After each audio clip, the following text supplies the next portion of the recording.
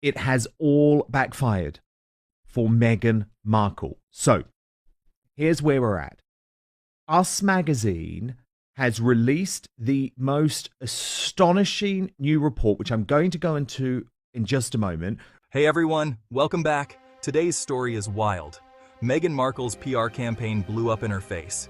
US Weekly praised her, but the Daily Beast exposed her. Smash that subscribe button for more royal scandals. Meghan's PR move backfires.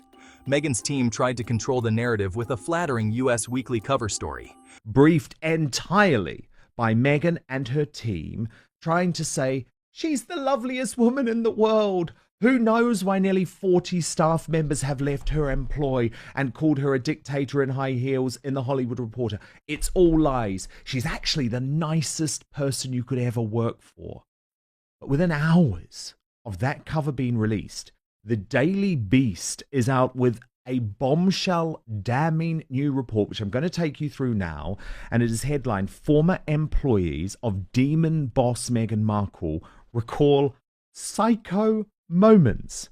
So remember, this has only now been released because of the fact that Meghan tried too hard to release her propaganda in Us Weekly magazine. So this is a courtier speaking to the Daily Beast who worked directly with Meghan during her time in the royal family. There definitely were bad, very bad, even psycho moments. I witnessed people being chewed up in person and over the phone and made to feel like shit. So that is from someone who worked with her within the royal family. And of course, we know at that time there were formal bullying allegations being made. Then another person who worked with Meghan in the run-up to her wedding told the Daily Beast, "I always thought she was a classic narcissist, and getting her staff to tell a magazine how amazing she is only confirms that in my mind. She is lovely when it is all going her way, but a demon when the worm turns." And there's even more detail in this new Daily Beast story. Like a florist who was screamed at down the phone for half an hour after they posted an insignificant detail online about a bouquet they were working on for Meghan without identifying that Meghan was the client. And according to the source, they vowed never to work with her again, despite the prestige of having her as a client. If you were working for her, you were often treated like a tradesman who could be treated like shit. It included quotes from former staff praising her. "She's so kind and generous." But the Daily Beast quickly published a very different story. Former staff members seized the moment to speak out. Staff slams Meghan's toxic behavior. The Daily Beast didn't hold back. Meghan's work environment was hell on earth. One former royal employee said, "There were very bad, even psycho moments." Another ex-staffer called her a demon boss. A florist claimed Meghan screamed at them for 30 minutes over a bouquet. So this is an absolutely damning new expose in the Daily Beast, Calvin Robinson. What do you make of it? That's not surprising. I mean, I wouldn't want to work to Meghan Markle myself. The thing with these narcissists is they want to control their image so badly. So it's no surprise she's got her own people writing to the magazine. It's very similar to what Prince Harry did. Was it last week or the week before when we found out that he was a source for People magazine? It's like they've constantly got to control their narrative. So the left are obsessed with controlling the narrative. Just let the truth fall where it falls. Let people make their own minds up for themselves. But of course, they don't want people to make their own minds up. They want us to be seen as, well, for Meghan Markle, she wants to be seen as this perfect, like, human being. She's obviously a very flawed character. I pray for her. I hope that she finds some kind of peace, that she can step away from the limelight for a bit, grow as a person, and just be done with all of this faffing about and dragging down the British royal family and just the horrible abuse to her staff. Just put it all aside and focus on growing as an individual, hopefully growing Christ. But do something, Meghan. Yeah, she really does need to, because the problem is, Father Calvin, her behavior is catching up on her. And when people see her lying so egregiously, of course they're going to come back with the truth.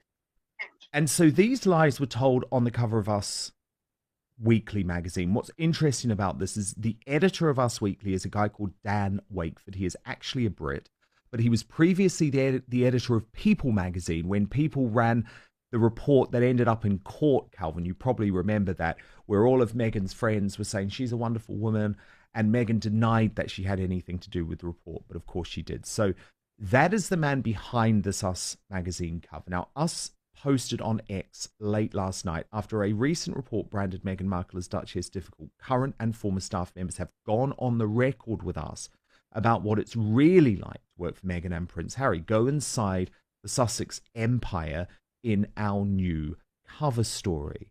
And then Dan Wakeford released this extraordinary video backing up his so-called scoop. If you're shocked by this, hit that like button because we're just getting started. Why do so many staffers quit? Meghan can't seem to keep employees. Nearly 40 staff members have quit working for her. High turnover is a huge red flag. These are high-level professionals from the British royal family. Why are they running for the hills? One insider said Meghan treats her staff like tradesmen. Oh, sure they did. Sure they did.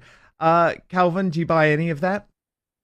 I'm sure they had a very positive experience providing those quotes to Us magazine. I'm sure they did that, yeah, too. I mean, it's all a bit of a joke, isn't it? The fact that people have come out and said, look, we did not enjoy it. It was horrible to work for her. We called her a Duchess dictator and whatever. And then they've had to come out and find people that will say the opposite just to balance it out. It's just sad. Just become a better person. Become a better boss. Be nicer to people so they don't say horrible things about you. Don't pay people to say nice things about you. That's lying. It's quite sad. Well, especially remembering this is a woman who has everything. Why does she have to treat people like that? She's got assistants who run around after her.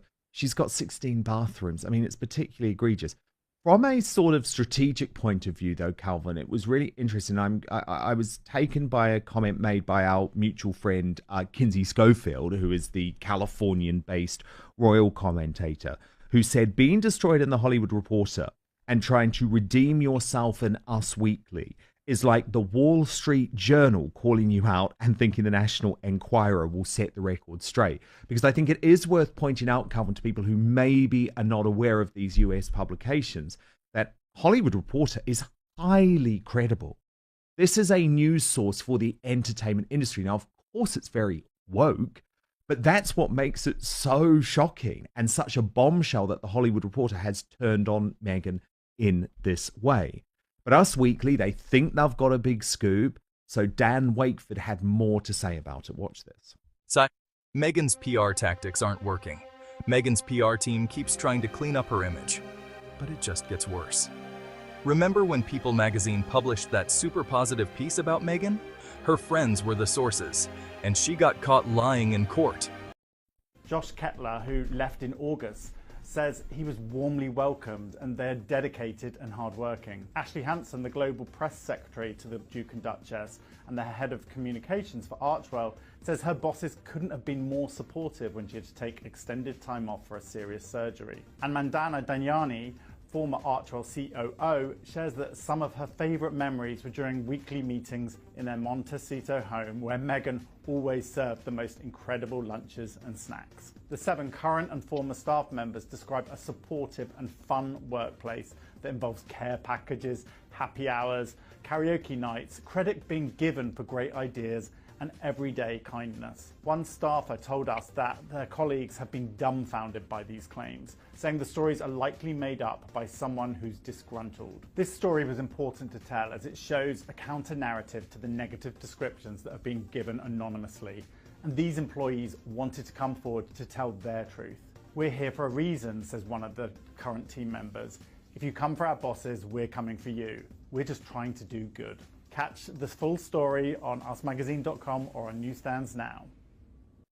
Oh God, Calvin, some of these quotes are so cringe. Like I'm just reading the story and they say, oh no, she's not nasty. She's not horrible. She doesn't yell. But then this is how they describe her. She gives clear direction and is solution orientated. I mean, it's hardly a ringing endorsement, is it? According to Taz, the royal YouTuber, wrote, Archewell staff fight back. Staff have said that the couple are dedicated, hardworking, who look after them like their own children. They water the seeds so staff can flourish. They give them expensive gifts, plan karaoke and Hollywood parties, give them fruit, eggs, and flowers and skin kits. The best bosses I've ever had, said one source. No amount of PR spin can fix things. People just don't trust Meghan anymore. If you agree, hit that subscribe button because I'll be following this story as it unfolds. Can Meghan salvage her reputation? Where does Meghan Markle go from here? Does she own up to her mistakes? And then she said, "Hi, Meghan. Nice try." And that's the thing that's just extraordinary about this, isn't it? That the fact that they are having to actually do this formally, even though there's no justification, Calvin, as why did Josh Kettler leave as your chief of staff after less than 3 months, an appointment that was heralded?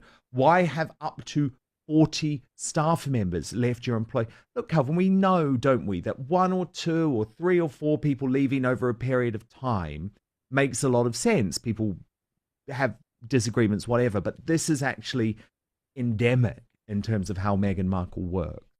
I mean, a lot of those quotes sound like, when someone asks you to give them a job reference and you don't really want to give them a glowing one, so you just kind of put something in there. They're solution oriented. They provide solutions. It reads like that. It's not a very good. It does. It's quite quotation. Coded, isn't it? It's quite. Yes. It's quite coded. Like, actually, it's really horrible, but I have to say she's nice. Yeah, that's the key. I have to say that. And actually, I don't know the ins and outs of these publications. I don't know if US Weekly is any better than People, is any better than any of these. But what I do know is that all of them have something to gain if they side with the Markles rather than expose the truth. I don't know Dan Wakeford. I don't know what the deal is with him and the Markles, but I assume, Dan, you can tell me if this is the way it works, that if he puts a glowing cover story of her, she'll become more of a regular source for him and have much more interesting content for his publication. Or double down. Right now, she's in damage control mode. The truth always comes out. She needs to take real accountability. Can she turn things around? Let me know in the comments. Like, subscribe, and turn on notifications. I'll see you in the next video.